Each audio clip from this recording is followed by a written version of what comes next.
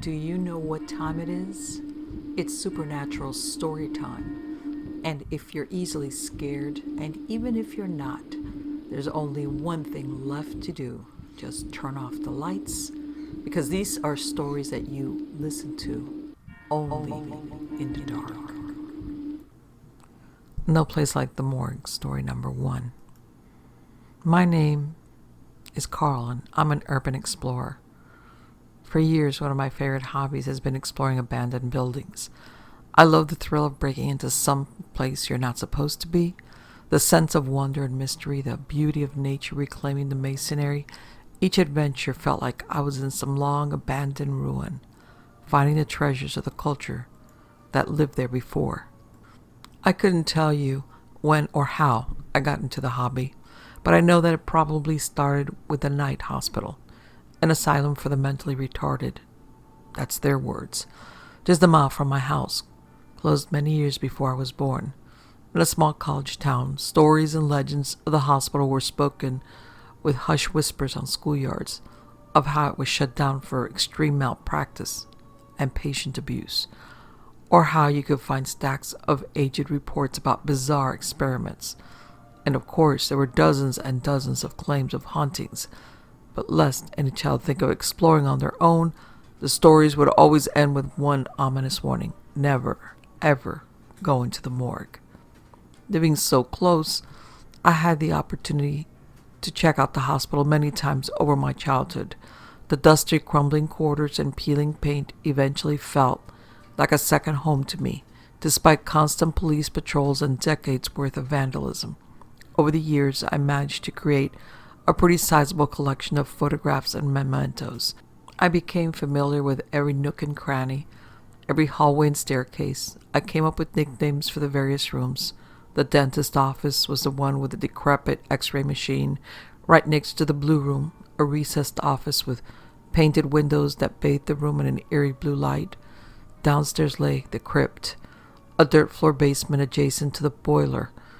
After spending so much time in the building, I had my doubts about its haunted status. I heard noises every now and then, a creaking door, muffled footsteps. But being the skeptic that I am, I always dismissed these as a trick of the mind. And if there were ghosts lurking in the shadows, at least they never caused me any harm.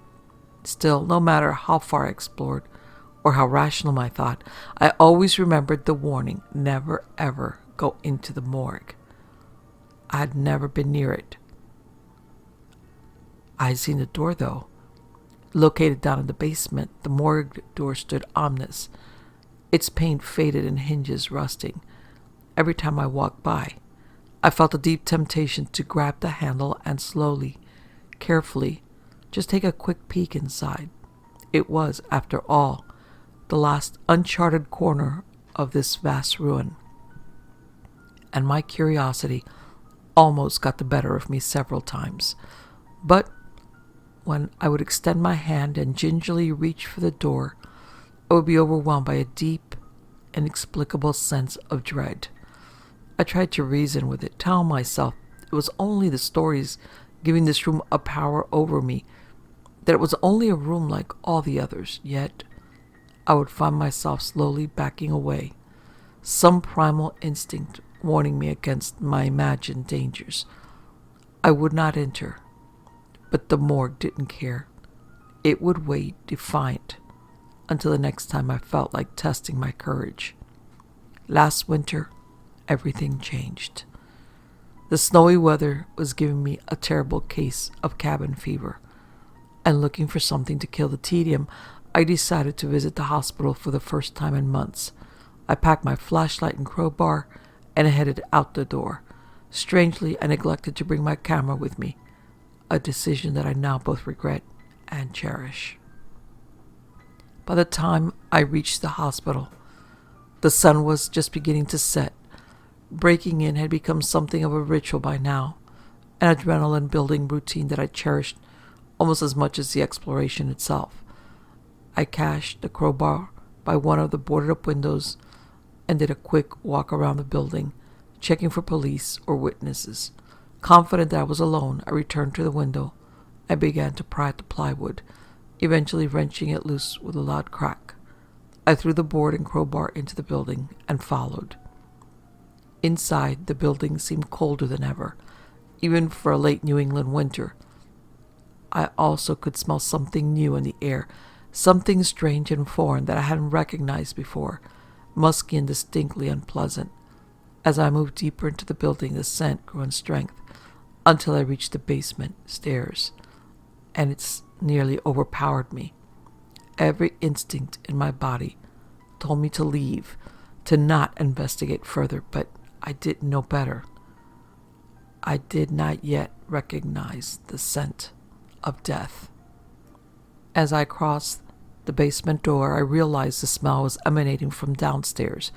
Mustering up what little courage I still had, I slowly crept down the dark stairs, flicking on my flashlight as I reached the bottom landing.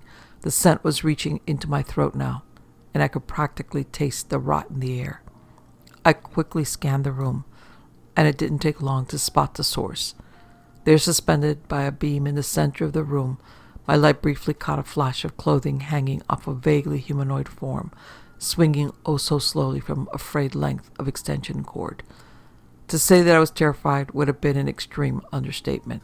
I turned and ran, panic coursing through my veins, almost tripping over myself as I scrambled back up the stairs, trying to cough the scent of death out of my lungs. As I finally reached the top landing, I looked behind me, convinced that I would see the grim specter reaching for my ankles to drag me back down into its lair. Nothing came. My mind reeled, unsure of what I had seen. Of course, with the reputation of the building, I would have sworn that it was some kind of ghost, a specter of some former patient that had met a grim end and wanted nothing more than to devour my soul. But as I caught my breath, rationality slowly took hold. If it was some vengeful spirit, surely I would be dead already. Maybe I had imagined it, or perhaps some homeless vagrant had hung his wet clothes to dry. Contrary to every instinct to flee, I made the kind of decision that only a fool with too much courage could make. I had to take another look. My breath came in ragged gasps as I made my way back down the stairs again. The only thought echoing through my mind was how stupid I was being, that I should run for my life, and never return. But still, almost by their own accord, my legs carried me back until I was in the basement again, shrouded by the darkness. With a labored breath, I turned the light towards the figure again, fully expecting the next sight to be my last. There are two things every urban explorer dreads running into: the police and a dead body. The latter is a rare occurrence, but not unheard of. Murderers need places to stash their victims, and homeless men freeze to death. Every time I went into a new ruin, I ran the risk of discovering one. Slim as a chance may be, today my luck had run out. I stood frozen to the spot, eyes transfixed on the corpse in front of me. He had been there for, I assumed, a month or two, and the cold weather kept the body in fairly decent shape. There was some evidence of rot, most noticeably in his face, but I could still make out his slack, depressed expression. His clothes were filthy, but the grime was deep set, long before whatever circumstances brought him here. It was clearly a suicide, evidenced by a chair kicked not far from the body. Vaguely, I recalled a chair in one of my prior photographs of this room, and shivered at the realization that they were the same. Once I convinced myself that the man wasn't going to jump out and grab me, I moved in for a closer look. The letter, that damn letter, the one that brought all this upon me. I noticed it now on the ground before him, dangling just below his feet. A small, slightly yellowed piece of paper, carefully folded and placed before the body. I should have left then, ignored what I saw, left everything, and tried to drown the memory in drink. But now, having seen it, it was too late. Looking back, maybe I didn't have any choice. Once I saw what was written on the front. For Carl, it said, my name, written so simply, so elegantly, like a formal invitation. I guess really, that's what it was. I've seen enough horror movies and read enough stories to know what I did was stupid. But like I said, did I have a choice?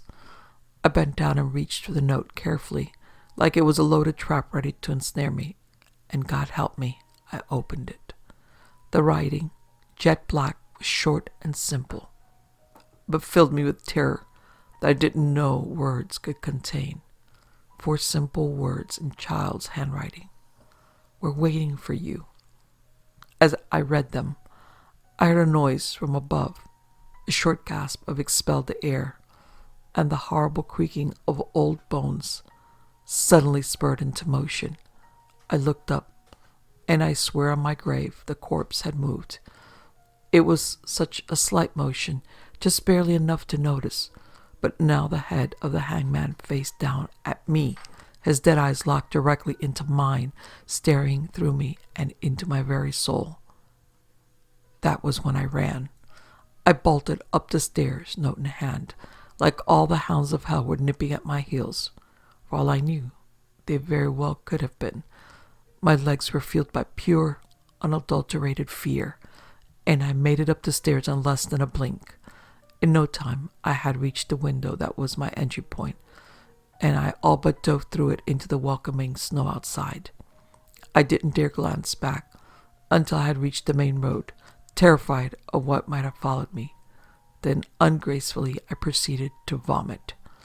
When I got home, I went to my neighbors and asked to use their phone. I called in an anonymous tip to the police about the body, but I never heard anything about it on the news.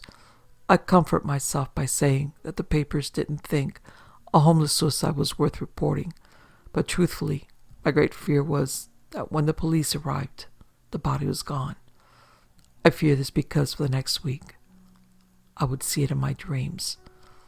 I could barely remember the dreams at first. They would be flashes of memory the morning after. Then, as my mind dismissed the fantasies, nothing. But by the 3rd day, they were gaining strength, and there was no ignoring them. I would find the hanged man sitting in the chair that I presumed he used, waiting for me. He still had all the appearance of a corpse, but he did not attempt to frighten me. Instead, he greeted me like an old friend, a rictus of a smile stretched across his rotten face. It didn't matter how cheery he tried to look.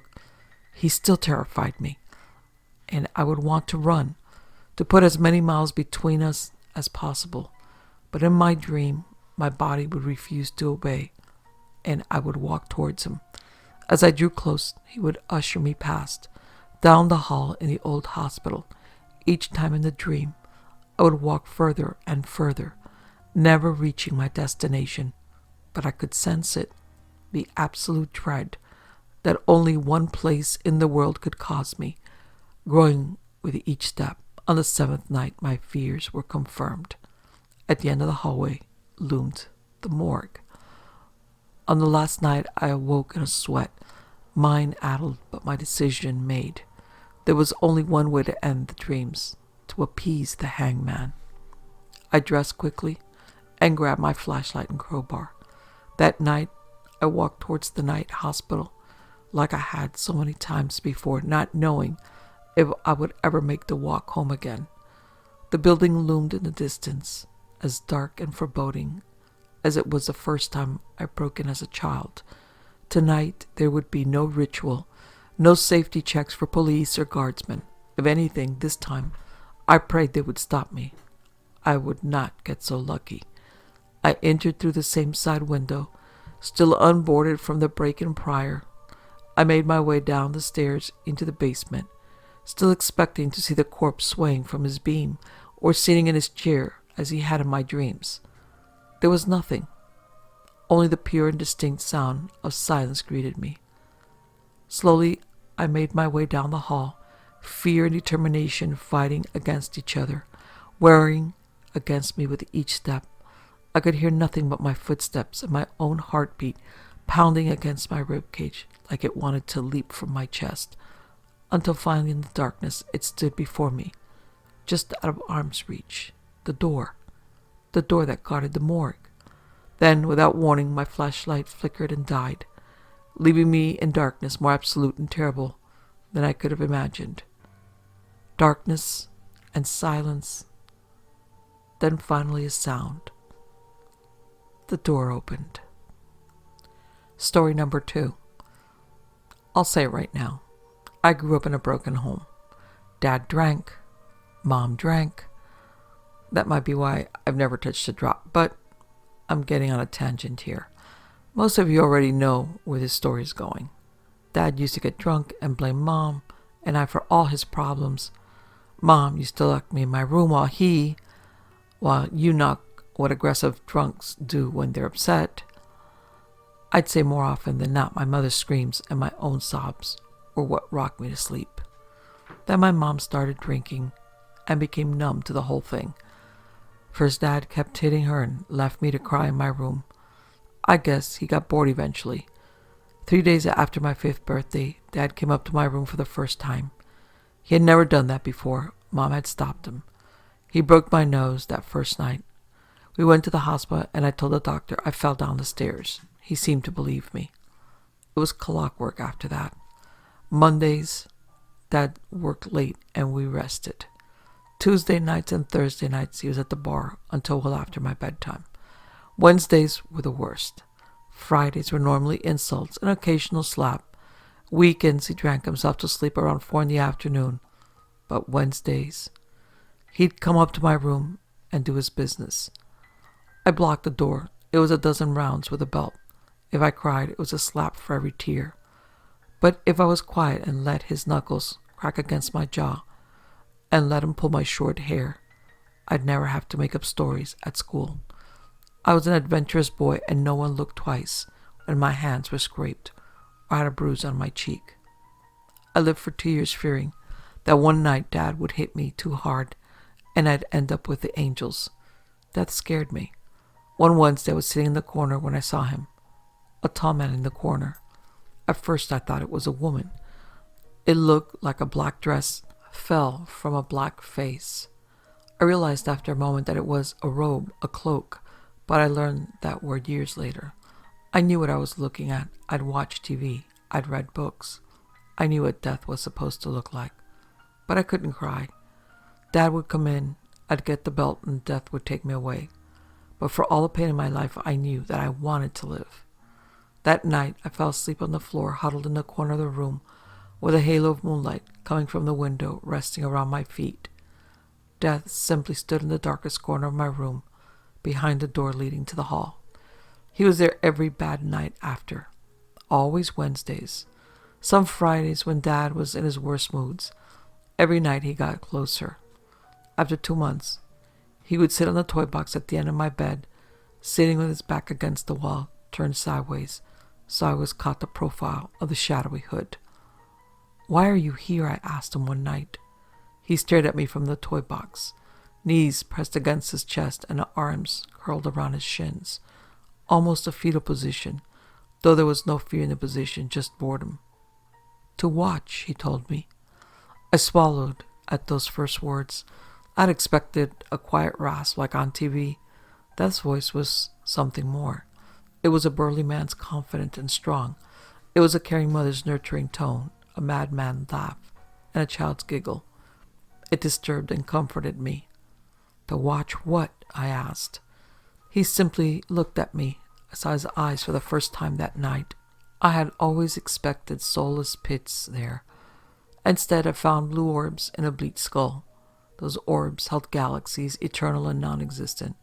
Everything and nothing lived in the shadow of his cloak. Those contradictions comforted me. "Over you, child," Death responded. I had thought he lied to me, and I grew upset. I asked him why he never stopped my father. "It is not my place to intervene," he told me. I asked him what he meant. He told me that he couldn't stop my father if he tried. He simply was there to guide me if my nightmare ever came true. After that night, Death was more of a father to me in the way my own never was. The next week, he brought a thick leather-bound book. Within were fairy tales, dark and light themes in countless languages. He told me stories in the voice of my grandmother, who died when I was 4. When I got older, he stopped bringing the book. Stayed up until the crack of dawn talking. I asked him about the afterlife and why things were the way they were. He always answered vaguely, telling me that I'd understand one day.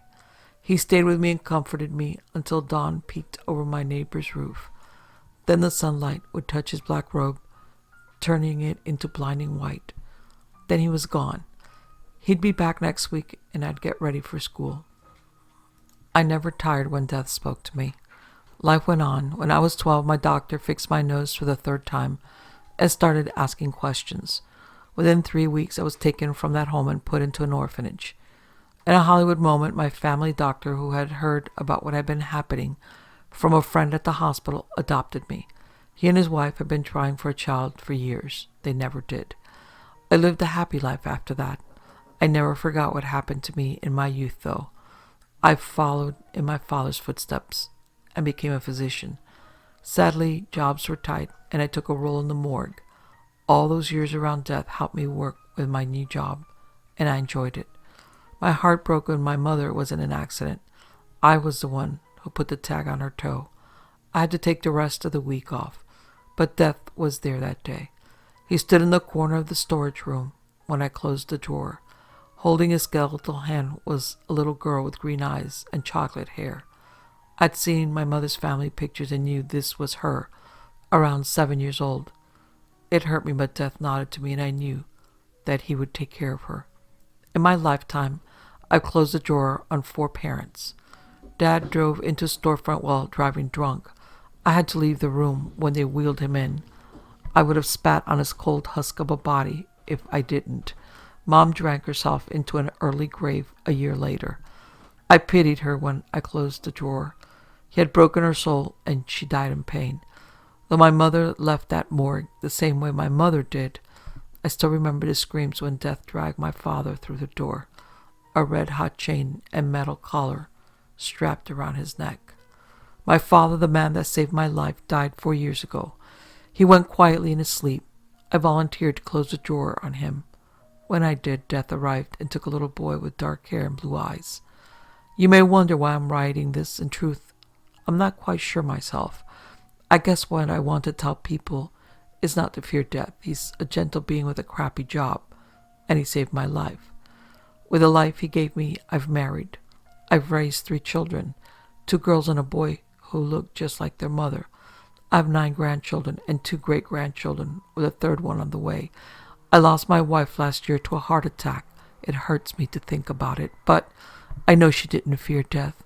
She knew my story, the one I'm telling you now, and she went in her sleep, holding my hand. As I review these final thoughts, I look to the window. Out there I see a figure in the street, snow blowing white on black robes. A moment ago I opened the window and invited him in. When you live as long as I have, you learn to treat a guest right. Now he's standing in the corner, patient as the day I met him. Once I am done writing this story, I'm going to turn off my computer, put the little girl he brought with him into my lap, and close my eyes.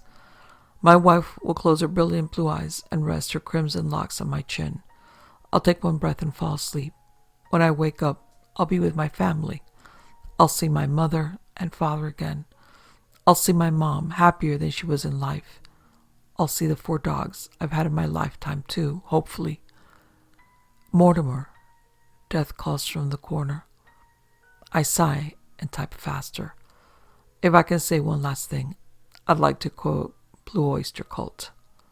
Don't fear the Reaper, because after all, people are the real monsters. Story number 3. Well, to be fair, I don't know if anything I encountered could be supernatural or not. When you work/study in a museum, you're often exposed to really harsh chemicals that can be very dangerous if not handled very carefully. The place I was at was a dinosaur ice age museum connected to a small community college. I spent my time studying at college and partying and volunteering with the museum a lot. The following are my best memories of things I saw and heard about in the area during that time. So I guess I'll start from the school and work my way up. The school owned a building that used to be the small town's hospital. That was pretty much the only place in town that had the facilities necessary to host an ice age lab. What had been the old morgue had been converted into a paleo lab, and the body freezer was now home to several mammoths, mastodons, and a woolly rhino or two. We had several workbenches where we would take the dinosaur bones that would be gathered from the surrounding desert and clean the rock matrix off of them. We would assemble the bones and glue them together with Paleobond, which I hope is still made because it was the most awesome glue ever, and if needed, put a clear lacquer coat on the bones. We would build armature frames so that other schools and museums could acquire and display the skeletons. It was a lot of fun and a lot of hard work.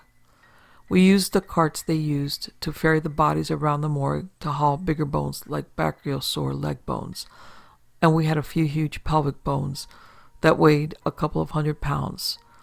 We had a lot of storage space, and lots of large tool chests had been put there, with individual locks on every drawer and door.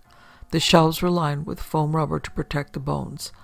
Every now and again we'd have to inventory the collection, and we'd go get different specimens for the paleontologist to study. One night, when I was there late, I was putting some projects that we'd all been working on into the lockable areas. Since I was the last one there, I had the job of going through the whole storage area and making sure all the drawers were closed, locked, open the deep freezer room to make sure the doors were pressurized, and to smell for decomposition to make sure the temperature hadn't gotten too high for the mammoth carcasses. I'd gone about all my rounds and looked back down the hallway to double check in case one of the drawers was still open. And all of the drawers were open, every single one.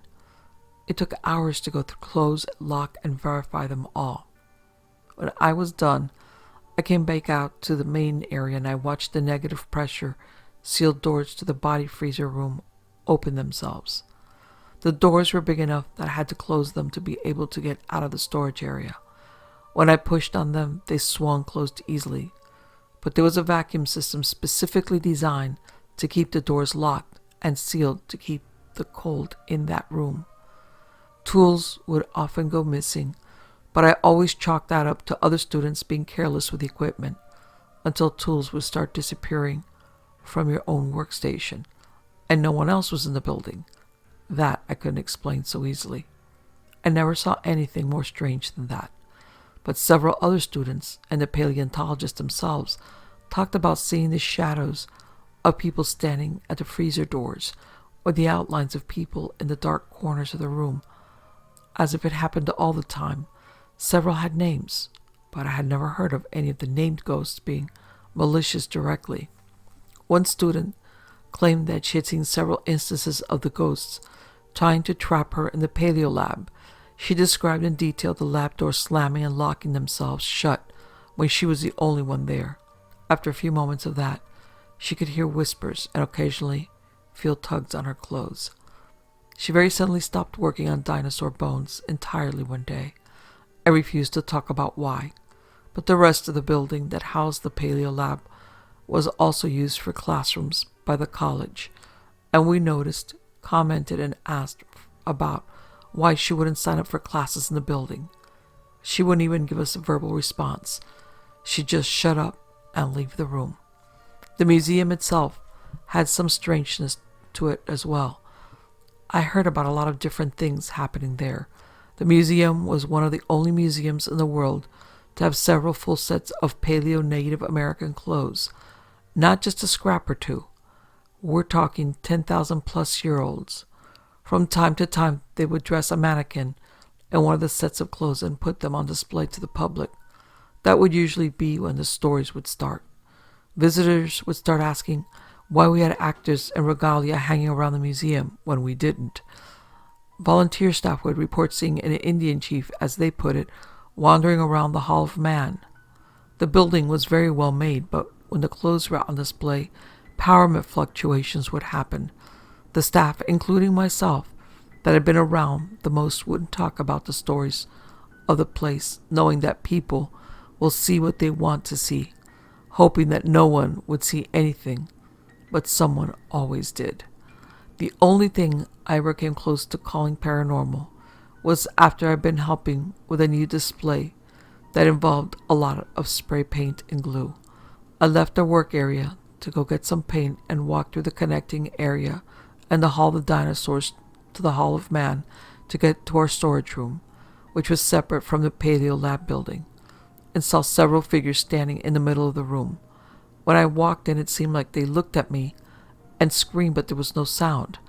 Then they began to elongate and stretch like pulled black smoke and disappeared. I figured it was a hallucination from too many spray paint fumes, but others who had clear heads reported similar cases elsewhere in the museum too. Often in the Hall of Dinosaurs, where no light coming from the Hall of Man was, we'd get reports of a Native American dressed person being seen in the reflections of the glass display cabinets, only for no one to be there when the person turned around. One woman I knew, who was very good friends with many of the professors, was convinced the entire area was close to some kind of gateway or portal to somewhere not so nice. But I figured she was kind of a hippie and probably a little too into the New Age spirit seeing seen in the area.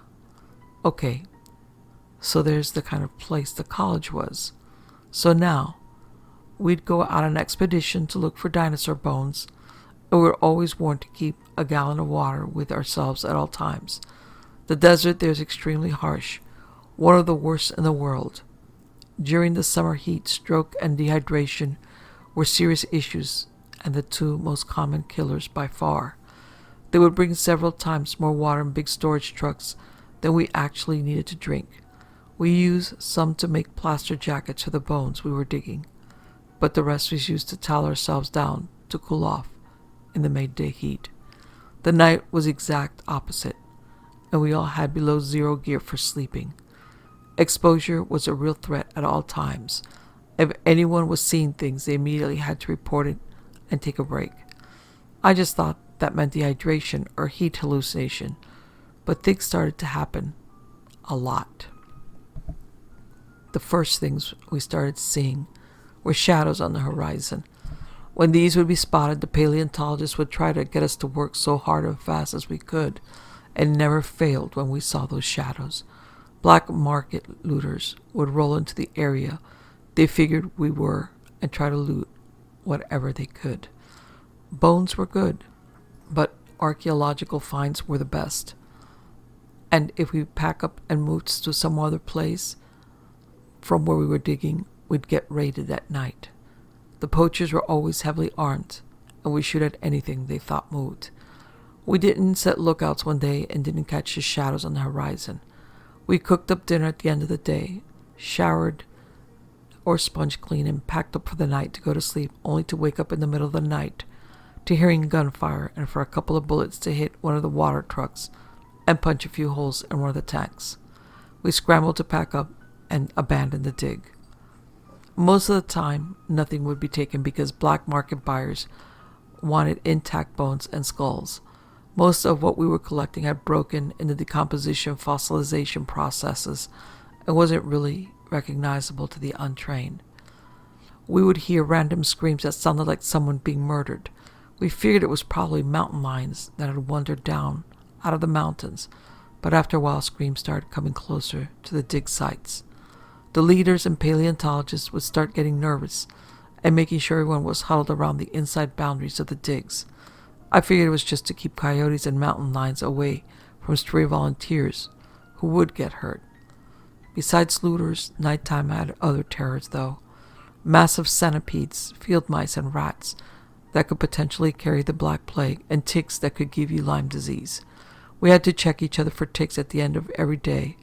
If we'd seen a lot of skunks, coyotes, a couple of 100 meters from camp, we'd have to check each other at every meal. It's amazing how fast you get used to being naked around people you've never met before. The first time someone turns up with a tick on them, and the Forest Service EMT that is assigned to your dig site has to remove the tick and administer whatever it is that they can to prevent Lyme disease. Male, female, gay, straight, doesn't matter. Look at my ass all you want. I don't want Lyme disease. But when the sun went down, life started crawling out of every nook and cranny in the desert. If you shined a flashlight around the outside edge of the site, you'd see the reflections of light from thousands of nocturnal eyes looking your way. mostly spiders and tarantulas, but it was pretty common to see desert foxes, coyotes, skunks, lizards, and rattlesnakes. There was a strict rule of the buddy system at night. Even if you had to go to the bathroom, your buddy would get up at night to go sit next to you in the too-wide porta potty while you pooped, and you for them. From time to time, though, the animal sounds would just cut out. The desert would go completely silent. Usually one of the paleontologists would get on a loudspeaker and state that everyone was to stay in their tents at all times. No one was to go outside for any reason until the animals started making noise again. One fellow who'd been volunteering for years told us, including the paleontologist, that he'd been hiking out in the desert decades before and had lost track of time. Easy to do in the desert heat. He'd gotten caught out on some of the bare rock areas without a sleeping bag or tent. He started gathering up what little materials there was to make some semi-warm bedding for himself, to bed down for the night, and started to get comfortable. He woke up in the middle of the night when he realized that the desert around him was totally and completely silent. He started looking around but couldn't see far, so he scrapped together some dry grass and an old branch or two that he could scavenge and lit a fire with his lighter. He said that a bunch of hunched, human-like creatures with pale skin and very thin, sort of starved-looking, scampered away from the firelight. He described them as having longer arms than us and kind of walk hopping on all fours. Their heads were human, but the skin was pulled tight and there were sores all over their hairless bodies. He gathered materials to keep the fire going all night and stayed awake. He didn't see them all night, but the moment he started nodding off to sleep, he'd hear scampering noises and wake up to see the feet of one or more scrambling away from the firelight, back to where he couldn't see. He stayed up all night like that and was able to make it back to his car by morning. There was no known bears in the area or large mammals of any kind, with the exception of the random lost mountain lion or mustang. But on the nights where the desert went silent, we would wake up to find the nozzles for the water trucks had been tampered with, and small footprints that looked kind of human all over the campsites. Another danger was the archaeological sites. There were paleo-native kiva cities scattered around the desert. The area had been a grasslands as little as 500 or so years ago, and different peoples from different areas had settled there, paleo-natives and Anasazi mostly. The problem was that their buildings were either cliff-dwelling or kivas on the ground. The villages were small enough that it was pretty easy to tell that those people were still part of nature and not free from the food chain. Their kivas were tugged into the tops of small hills, and wooden logs were assembled on their tops with woven grasses, then covered with dirt, and they sometimes even planted bushes or trees on or near them to camouflage them. You never knew what was a hill and what wasn't. I was out scouting with one of the paleontologists outside of a dig site and left his site for a moment because I really had to pee. I went to get to the other side of the hill we were standing next to get some privacy, and when I got to the top of the hill, it collapsed under me. I fell about 9 feet and sprained both of my ankles and knees pretty badly coming down. I'm lucky I didn't break anything. It was pitch black and dusty inside. I started coughing immediately. The paleontologist climbed to the top as quickly and carefully as he could and shouted down to me not to move, but most importantly, to stay in the light at all costs. He radioed into the rest of the group to get rope and help, and the dig teams rushed over to rescue me. After my ears stopped ringing from the fall, I realized I could hear the paleontologist screaming at me to stand up, to get my whole body in the light. I pulled my arms and legs in closer to me, and I was hurting a lot until I heard something scurry in the dark. I've been around mice and rats, badgers and skunks, and other small animals before. I knew what they sounded like. This sounded significantly bigger. I got a huge dump of adrenaline and pulled myself to my feet as fast as I could and stood in the middle of the sunlight coming in through the hole my body had made in the ceiling. I could hear breathing and heavy flesh on rock slapping in the dark. It felt like hours, but in just a few minutes the others had arrived and lowered a rope for me. I tied myself a climber's seat, and they hauled me out. when the lead paleontologist was there to help me get free. They had the most experienced people there waiting to be lowered into the kiva. While the EMT was looking me over, the paleontologist said, "Do you think there's any good items to be found down there?" He was really excited. "There was something down there with me," I kind of half shouted. "It's not safe." He became very stern and got very close to me and said, "Listen, there was nothing down there with you. It's safe." I started to protest, but he said, "Those guys are professionals. It's safe. You're safe. We're safe. Do you understand?" I just nodded and let the EMT work. After a few minutes, they lowered one of the archaeologists who had come with us down in the kiva. We heard a gunshot a few minutes later and heard the archaeologist shout, "It's okay, it's okay. It's just a desert rat." Desert rats only get about a foot long in that part of the country, and what was in there was significantly bigger. Normally, when we stumbled across kivas, the archaeologists would have everyone help out with the materials they needed to collect whatever they could find in the huts. But this time, only the most seasoned staff went in, and no one was allowed near the entrance overnight. I'd heard the term desert rat a lot from Forest Service personnel, and from the museum volunteer staff, it definitely means something else. There's more from the area, but I've got things to do, so I'm going to get back to them. If this gets some attention, I may write some more up, and maybe answer some questions, which I know you have.